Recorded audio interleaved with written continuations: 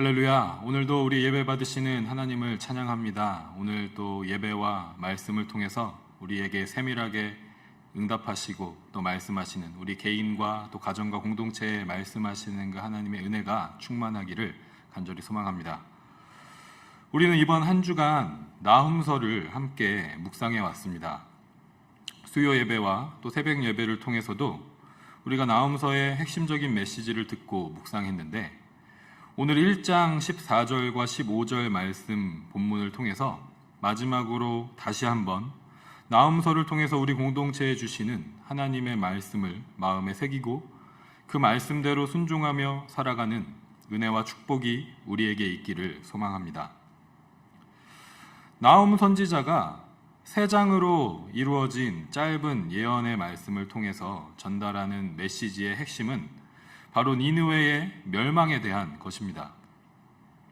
여러분께서 잘 알고 계신 것처럼 니느웨가 어디인가 하면 바로 아시리아의 수도이죠. 아시리아는 기원전 7세기부터 9세기경에 가장 큰 전성기를 이룩한 세계 최강대국이었습니다. 메소포타미아와 근동 지방에서뿐만 아니라 이집트와 북아프리카, 지중해 동부 지역의 패권까지 장악했었던 그 당시 세계에서 가장 강한 나라였습니다. 이 시기에 북이스라엘은 아시리아에 의해서 멸망을 당했고, 유다는 멸망을 당하진 않았지만 아시리아의 속국이 되어 고통받았습니다. 이처럼 세상에서 가장 강한 힘을 가진 나라, 그 무엇도 두려울 것이 없는 아시리아였는데, 나훔 선지자가 아시리아의 수도인 니느웨의 멸망, 곧 아시리아의 멸망을 예언하고 있는 것입니다. 본문 14절에서 하나님께서는 나훔 선지자를 통해서 아시리아에게 이렇게 말씀하십니다. 나 여호와가 내게 대하여 명령하였나니 네 이름이 다시는 전파되지 않을 것이라. 내가 네 신들의 집에서 새긴 우상과 부은 우상을 멸절하며 네 무덤을 준비하리니 이는 네가 쓸모없게 되었음이라. 아멘. 앞서서 말씀드렸던 것처럼 아시리아는 당시의 객관적인 기준에서 가장 강력한 힘을 가진 나라였습니다. 그런데 문제는 이 강한 힘이 아시리아를 죄악된 길로 이끌었다는 것입니다. 이미 자신들보다 힘이 약한 것으로 증명된 다른 나라들은 그들에게 두려움의 대상이 될 수 없었습니다. 그들의 교만은 하늘을 찔렀고, 그 교만은 땅을 정복할 때마다 정복당하는 사람들에 대한 잔인함과 가혹함과 무자비함으로 표출되었습니다. 더 나아가서 그들은 다른 나라의 신들도 두려워하지 않았습니다. 고대의 세계관에서 나라가 강하다는 의미는 그 나라가 섬기는 신이 강하다는 것을 증명하는 것이었기 때문에 가장 강한 신은 아시리아가 섬기는 신으로 이해되었던 것입니다. 그래서 이스라엘의 여호와 하나님을 두려워할 필요도 없었던 것입니다. 이사야 36장 18절부터 20절은 이렇게 기록하고 있습니다. 혹시 히스기야가 너희에게 이르기를 여호와께서 우리를 건지시리라 할지라도 속지 말라. 열국의 신들 중에 자기의 땅을 아수르 왕의 손에서 건진 자가 있느냐? 하맛과 아르밧의 신들이 어디 있느냐? 스발와임의 신들이 어디 있느냐? 그들이 사마리아를 내 손에서 건졌느냐? 이 열방의 신들 중에 어떤 신이 자기의 나라를 내 손에서 건져냈기에 여호와가 능히 예루살렘을 내 손에서 건지겠느냐 하셨느니라 하니라. 이처럼 아시리아는 끝을 모르는 교만함으로 다른 나라의 신들을 모욕하고 그 나라의 백성들을 핍박하고 고통스럽게 하는 일을 두려워하지 않았습니다. 이것이 그들이 자신들의 강한 힘을 유지하고 드러내는 방법이었던 것이죠. 그런데 하나님께서 말씀하십니다. 아시리아라는 나라의 이름이 다시는 전파되지 않을 것이라고 말씀하십니다. 아시리아의 신들, 그 신전에 세워진 그 우상들이 다 파괴될 것이라고 말씀하십니다. 아시리아가 결국은 철저하고 처참하게 멸망될 것이라고 1장부터 3장 곳곳에서 구체적으로 말씀하고 계십니다. 아시리아의 중심인 니느웨의 멸망은 단순히 물리적인 파괴만을 의미하는 것이 아니라 아시리아가 가지고 있는 사상과 그 사상이 반영된 정책들이 무너지는 것을 의미하는 것입니다. 자신들이 세상에서 가장 강하다는 교만한 생각, 잔혹한 폭력과 핍박으로 다른 민족을 대함으로써 그 힘을 유지하겠다는 정책이 틀렸다는 것을 의미하는 것입니다. 하나님께서 아시리아를 일으키셔서 우상 숭배와 불의의 죄악에 빠진 북이스라엘을 심판하신 것은 사실입니다. 이사야 7장 17절과 18절은 이렇게 말씀합니다. 여호와께서 에브라임이 유다를 떠날 때부터 당하여 보지 못한 날을 너와 내 백성과 내 아버지 집에 임하게 하시리니 곧 아수르 왕이 오는 날이니라. 그날에는 여호와께서 애굽 하수에서 먼 곳에 파리와 아수르 땅의 벌을 부르시리니 라고 기록하고 있습니다.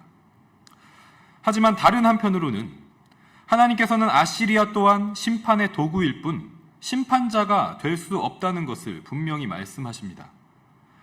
이사야 10장 15절에서 도끼가 어찌 찢는 자에게 스스로 자랑하겠으며 톱이 어찌 켜는 자에게 스스로 큰 채 하겠느냐.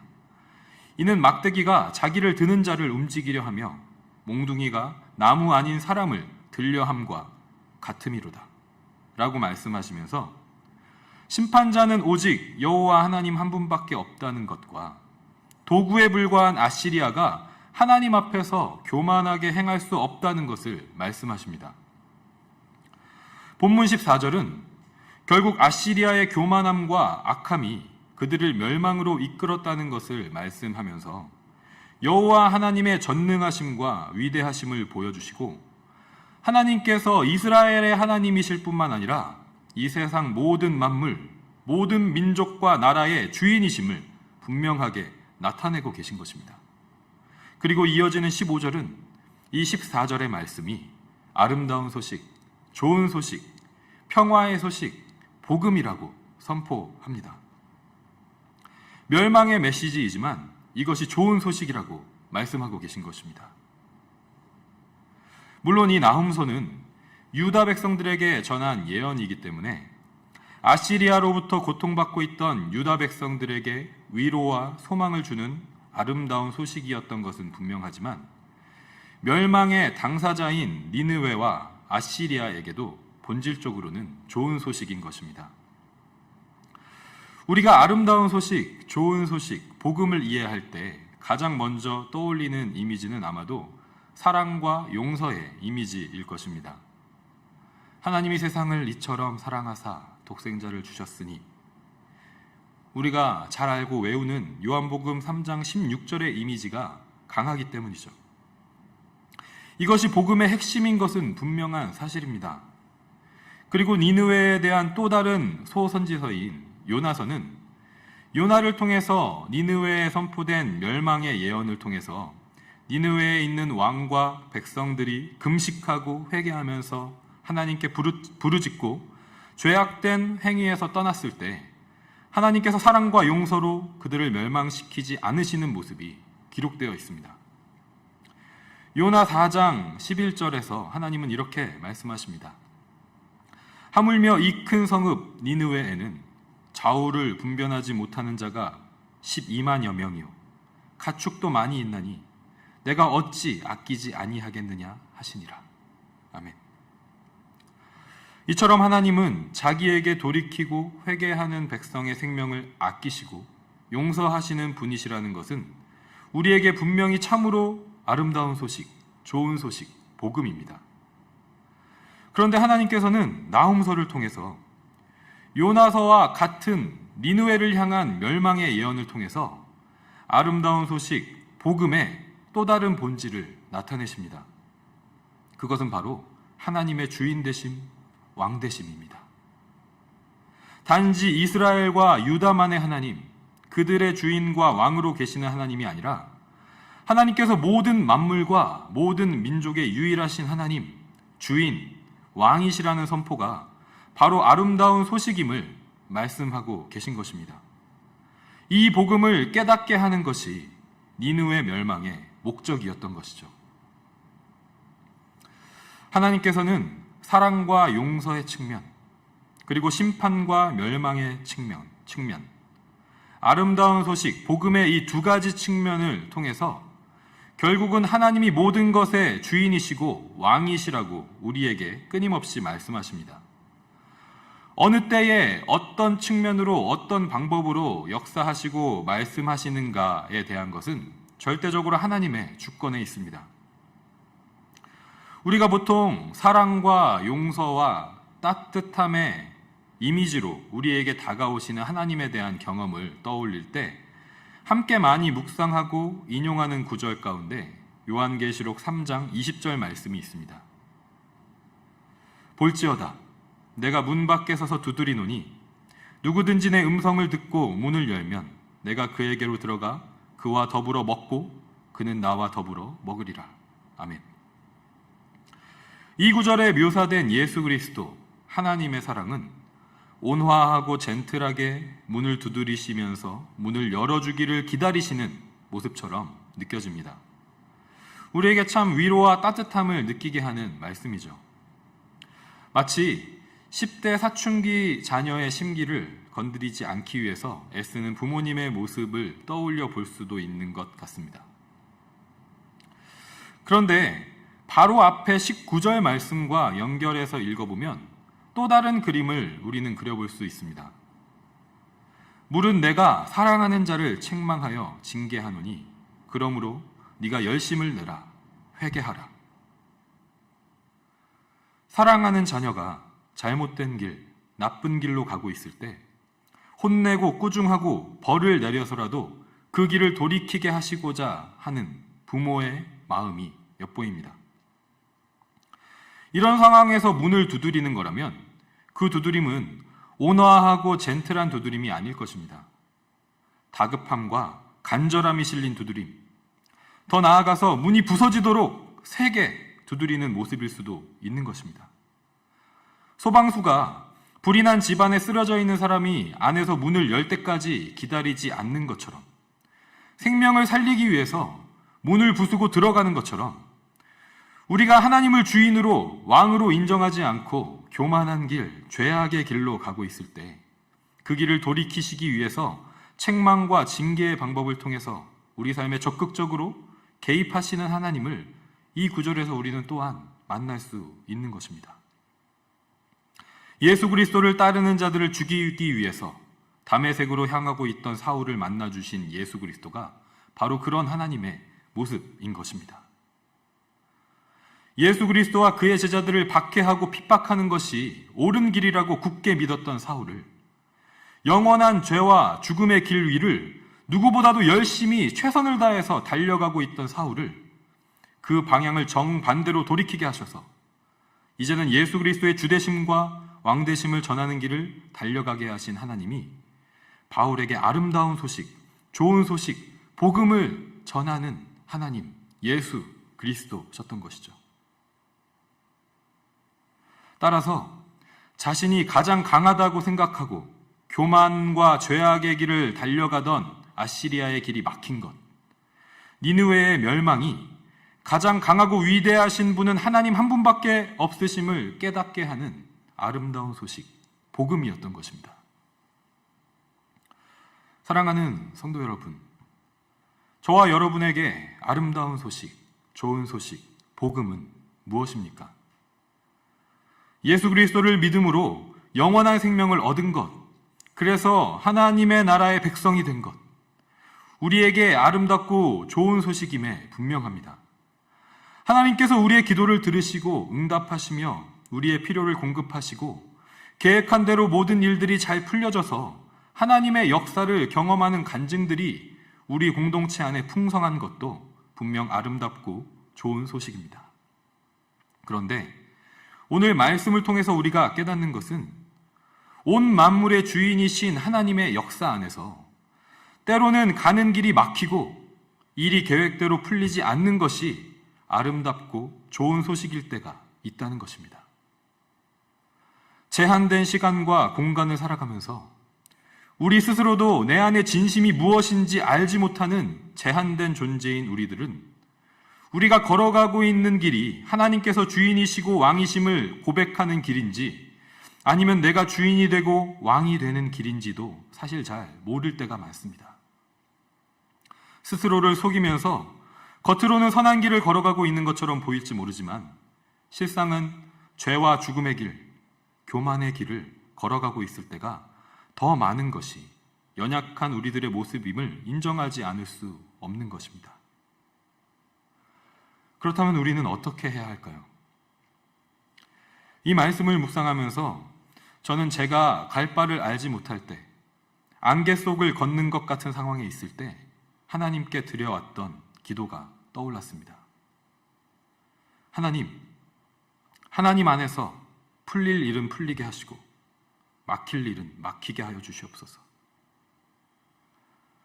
당장 일이 잘 되는가 안 되는가의 문제보다 하나님 안에 있는 것이 중요한 것인 줄 믿습니다. 우리는 아무리 선한 일을 계획한다고 할지라도, 그래서 이 일은 하나님께서 기뻐하실 수밖에 없는 일이라고 생각할지라도 그 선한 일을 하면서도 우리는 하나님의 자리에 앉을 수 있습니다. 내가 높아지고 하나님을 두려워하지 않는 그 원죄의 본질, 하지만 겉으로 보기에는 문제가 없어 보이는 영적으로는 가장 치명적인 상태에 있을 수 있다는 것입니다. 그렇게 내가 하나님의 자리에 앉는 순간 그 일은 더 이상 아름다운 소식, 좋은 소식을 전하는 일이 될 수 없는 것입니다. 하물며 선하게 보이는 일도 이러한데 우리가 계획하고 행하는 모든 일이 다 잘 된다는 것은 얼마나 우리의 영혼을 눈멀게 할지 우리가 두려운 마음으로 깊이 생각해 볼 필요가 있다고 생각합니다. 오늘 말씀을 통해서 우리 삶의 아름다운 소식, 좋은 소식, 복음이 무엇인지에 대한 기준을 다시 한번 분명하고 명확하게 세울 수 있는, 분별할 수 있는 저와 여러분이 되시기를 간절히 소망합니다. 마지막으로 아름다운 소식을 들은 후 우리가 해야 할 일은 무엇인지에 대해서 함께 묵상하기를 원합니다. 15절 말씀을 다시 한번 함께 읽어보도록 하겠습니다. 함께 읽겠습니다. 볼지어다 아름다운 소식을 알리고 화평을 전하는 자의 발이 산 위에 있도다. 유다야 네 절기를 지키고 네 서원을 갚을지어다. 악인이 진멸되었으니 그가 다시는 네 가운데로 통행하지 아니하리로다 하시니라. 아멘. 본문 15절은 이렇게 니느웨가 진멸되었으니 유다가 할 일이 있다고 말씀합니다. 그것은 바로 절기를 지키고 서원을 갚는 것입니다. 여기서 말씀하는 절기와 서원은 모세의 율법에 기록된 유월절과 칠칠절과 초막절, 그리고 안식일과 월초에 드리는 제사, 매일 드리는 제사들과 그 제물들을 의미합니다. 자신들이 가장 강하고 자신들의 신이 가장 강하다고 주장하던 아시리아가 멸망했으니 이제는 참되고 유일하신 여호와 하나님, 모든 신 위에, 모든 나라와 민족 위에 가장 강하고 위대하신 하나님을 예배할 때라는 것입니다. 이것은 하나님께서 이스라엘 백성들을 출애굽시키신 목적과도 일맥상통합니다. 이집트의 바로왕을 섬기던 이스라엘 백성들이 그들의 창조자, 그들의 구원자이신 하나님을 섬기게 하시기 위해서 하나님은 그들을 이집트에서의 노예 생활로부터 구원하셨습니다. 그런데 성경의 기록을 보면 이스라엘 백성들이 절기를 잘 지키고 서원을 잘 갚았던 시기가 많지 않다는 것을 우리는 알 수 있습니다. 가나안 땅에 정착한 후 사사시대, 통일왕국시대, 분열왕국시대의 역사를 보면 하나님을 온전히 예배했던 때는 손에 꼽을 수 있을 만큼밖에 되지 않습니다. 특별히 나훔서를 처음 읽었을 것으로 여겨지는 남유다 백성들이 살았던 시기에도 요시야 왕이 다스렸던 시기에 예배의 회복이 있었을 때를 제외하면 다시 우상 숭배와 세상의 힘을 의지하는 죄악된 길을 걸었던 것을 보게 되고, 그러한 예배의 실패가 결국은 예루살렘과 유다의 멸망으로 이어지는 역사를 성경은 기록하고 있습니다. 우리의 삶도 마찬가지이지 않습니까? 아름다운 소식, 좋은 소식, 복음을 들었음에도 불구하고 하나님만이 우리의 왕이시고 주인이시라는 소식을 들었음에도 불구하고 예수 그리스도의 십자가와 부활로 완전한 하나님 나라의 통치가 우리 삶에 이루어졌음에도 불구하고 그 복음대로 살아가지 못하고 다시 우상 숭배의 길, 죄악된 길로 돌아서는 우리들의 모습을 발견하게 됩니다. 그럼에도 불구하고 우리가 다시 듣고 마음에 새겨야 할 말씀이 15절 말씀인 줄 믿습니다. 유다야, 네 절기를 지키고 네 서원을 갚을지어다. 악인이 진멸되었으니 그가 다시는 네 가운데로 통행하지 아니하리로다. 아멘. 우리의 연약함을 아시는 하나님께서 우리에게 날마다, 매주마다, 월마다, 계절마다 아름다운 소식을 듣고 하나님의 왕되심과 주되심을 고백하고 매일의 삶에서 그 고백대로 살아가게 하시기 위해서 절기와 예배를 교회에 허락하셨습니다. 특별히 이번 주에는 2월 17일 제예수요일이 있습니다. 이날을 시작으로 부활절까지 사순절과 고난주간이 이어집니다. 하나님께서 우리가 함께 오늘 15절 말씀을 묵상하고 적용하기에 좋은 시간을 주신 줄 믿습니다. 단지 1년에 한 번 돌아오는 사순절과 고난주간과 부활절이 되지 않기를 원합니다. 오늘 말씀을 통해서 깨닫게 하신 아름답고 좋은 소식, 복음의 기준을 온전히 세우는 절기가 되기를 소망합니다. 단순히 우리 삶의 필요를 구하는 기도의 제목이 아니라 그것들이 이루어지고 이루어지지 않고보다 우리 삶이 하나님의 왕되심과 주인되심 안에 있기를 간구하는 절기가 되기를 소망합니다. 하나님 안에서 풀릴 일은 풀리고 막힐 일은 막히는 은혜가 있기를 소망합니다. 우리 삶에, 우리 가정에, 우리 공동체에 하나님의 복음의 역사 안에서 풀릴 일은 풀려지고 막힐 일은 막히는 축복, 아름다운 소식이 이루어지는 은혜가 있기를 간절히 소망합니다. 그래서 진정한 아름다운 소식을 듣고 참되게 반응하는 우리의 삶이 되기를, 우리의 삶의 모든 계획들과 일들을 통해서 우리 스스로가 하나님의 자리에 앉지 않고 하나님의 왕되심과 주인되심을 고백하는 사순절 기간이 되기를 우리 모든 에드몬튼 하인장로교회 믿음의 공동체, 사랑하는 지체분들 다 되시기를 주님의 이름으로 축복하고 소망합니다. 아멘.